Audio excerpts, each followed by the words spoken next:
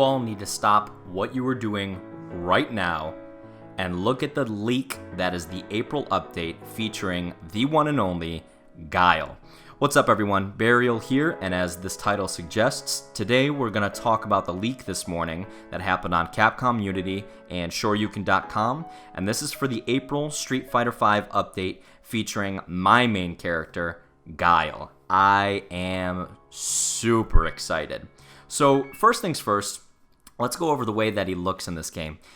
His redesign is the most patriotic thing I've ever seen in my entire life. The only way this dude could be more for the USA is if he flew into the battlefield on a goddamn bald eagle with an assault rifle in one hand and a blonde supermodel in the other.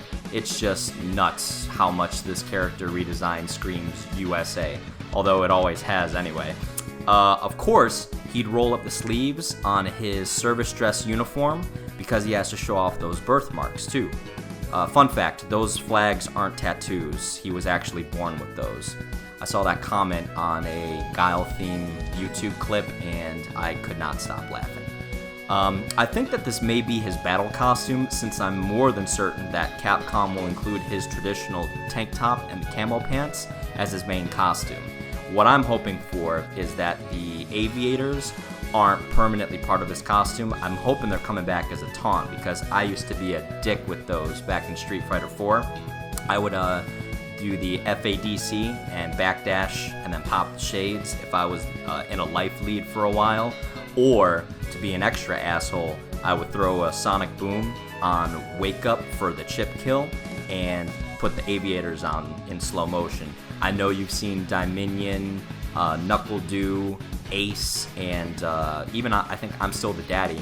They love aviator taunts, and I always thought that that was just one of the cheekiest things that you could do. But you gotta let people know, man, when the shades come out, playtime's over, that it's done. Hopefully his normals will be back, like the forward knee, his spinning back fist, and the flip kick that goes over the low attacks. But what I'm more curious about is that gameplay-wise, there's a new mechanic they gave him called faultless movement, and this allows him to move forward in a crouched state, but more importantly, it maintains a charge while he's moving. So that'll be interesting to see how his zoning game changes from having the choice of charging from the traditional defensive Guile to a more aggressive playstyle. So his V skill is called Sonic Blade, and it creates a stationary sonic boom that can absorb projectiles and apply block pressure on wake up, or if you throw a sonic boom behind it, it supercharges the boom, so maybe it gives it a couple more hits of durability, almost like an EX does. But that's cool if that's the case, because then you wouldn't have to spend meter for it.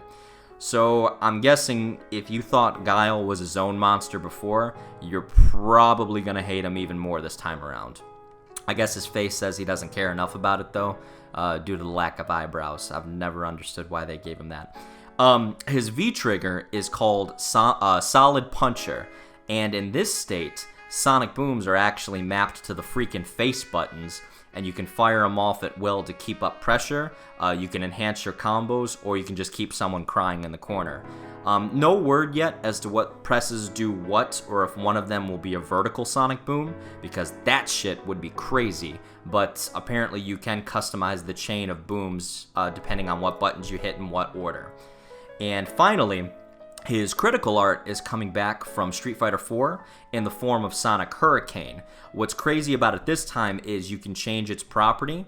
If you throw it out while you're in V-trigger, its range and damage is enhanced. So it looks like the man designed as the stereotype of what every American looks like to the Japanese is coming to Street Fighter V with plenty of tools in his belt. So if we're combining new mechanics with his solid projectile game, and of course his anti-air signature flash kick, I cannot wait to get my hands on this air slicing son of a bitch as soon as possible. But then again, I'm a diehard fanboy, so don't take my opinions too close to heart. Quick note, for those of you who have the season pass, his battle costume will be free, and the first new stage is coming in the form of the classic airfield from Street Fighter 2. So it doesn't look like they changed anything on it either. I mean, even the boombox is still there in the background. I'm hoping we could break crates and barrels. That would be really cool on the corners of the map, but they may not include that or not.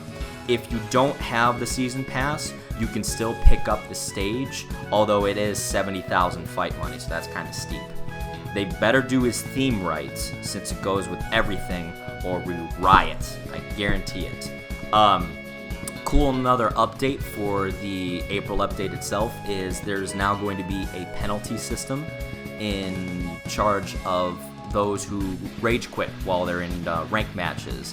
There's a time penalty for all the people who have very high disconnect rates in ranked matches, and I think it's a penalty of 2 hours. So if you keep abusing it, they just keep adding time to it. But we'll find a little bit more once the update rolls around. Until then, I guess we're just gonna have to go home and be family men and wait for my favorite character to come on out. That's gonna do it for me today. Thanks for watching, and I'll see you all in the next video. Have a good one.